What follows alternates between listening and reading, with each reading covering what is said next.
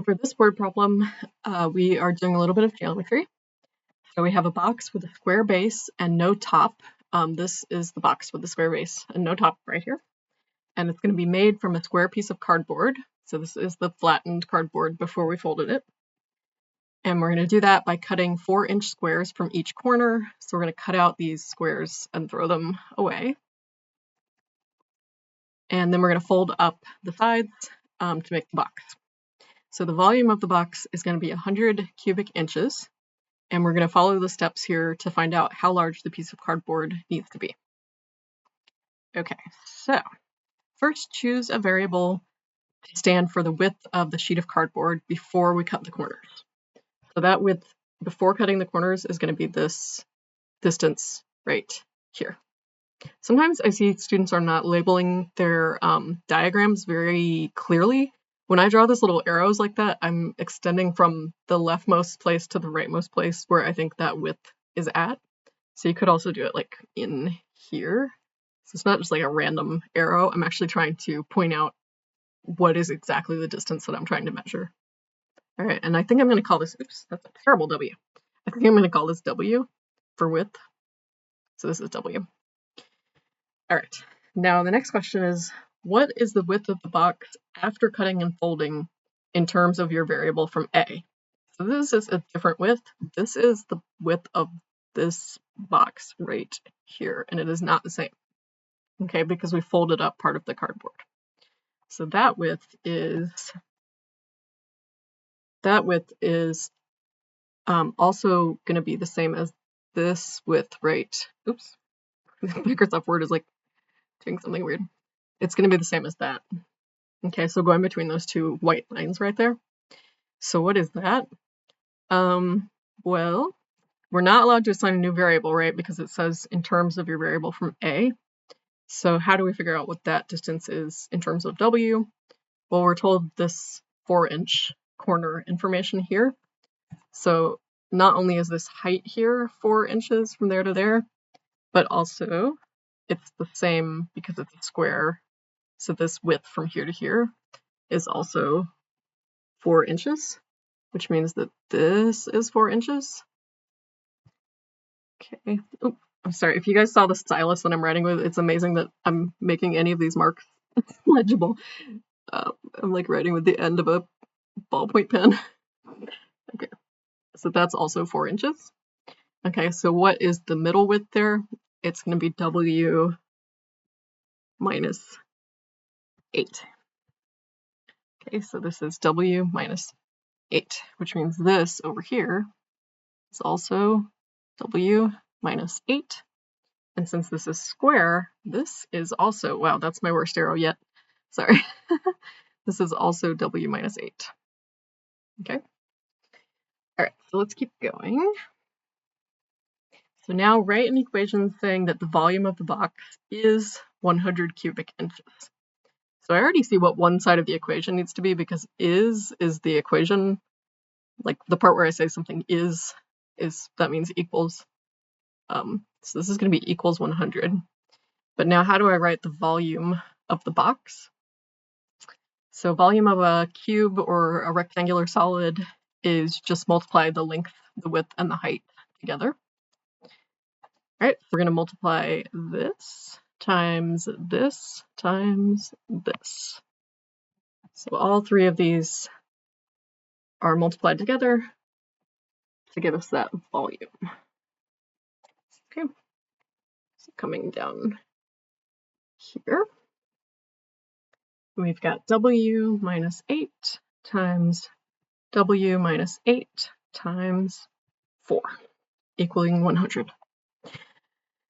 All right, so next step is just solve that equation.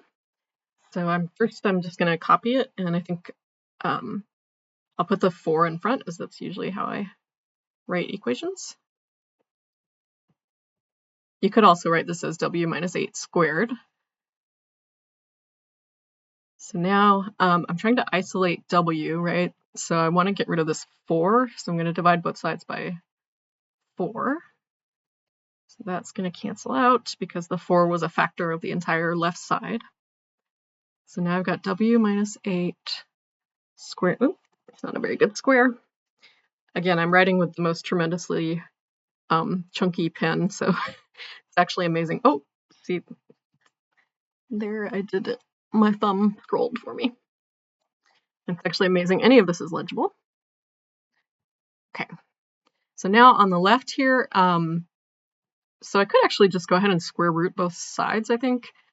So normally, if I was just solving this as an equation and I didn't know that it was about a word problem, I would need to do a plus minus thing, because if the thing on the left was negative, then then when it was squared, it could become positive 25. So putting this little plus minus here accounts for that. But actually, I know that I don't want any negative volumes or lengths or anything in this problem because it is a physical problem. So I'm going to ignore the negative one. But, well, actually, maybe. Should I do that?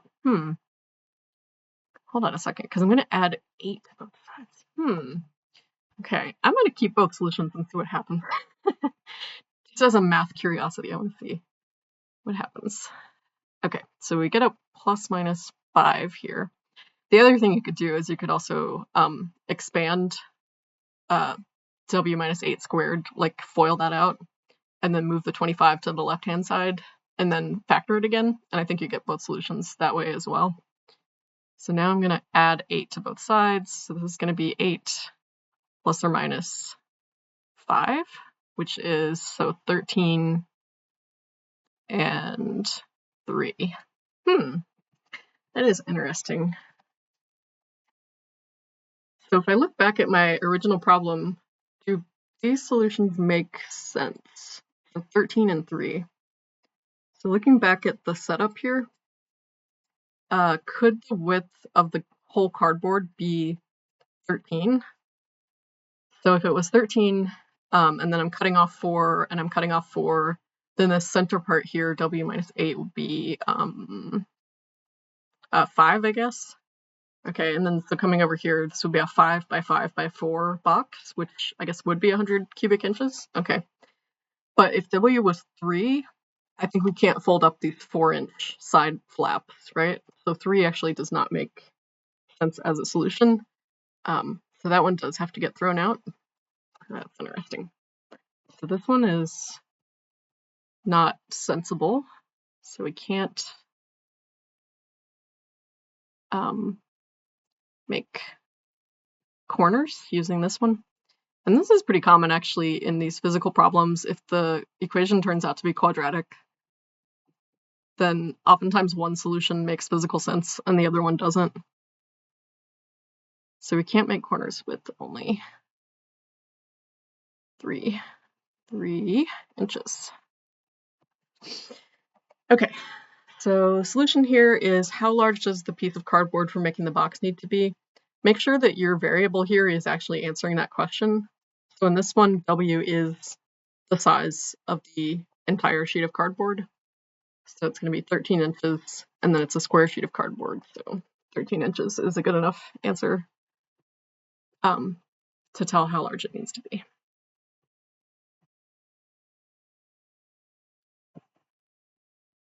Okay, that's it.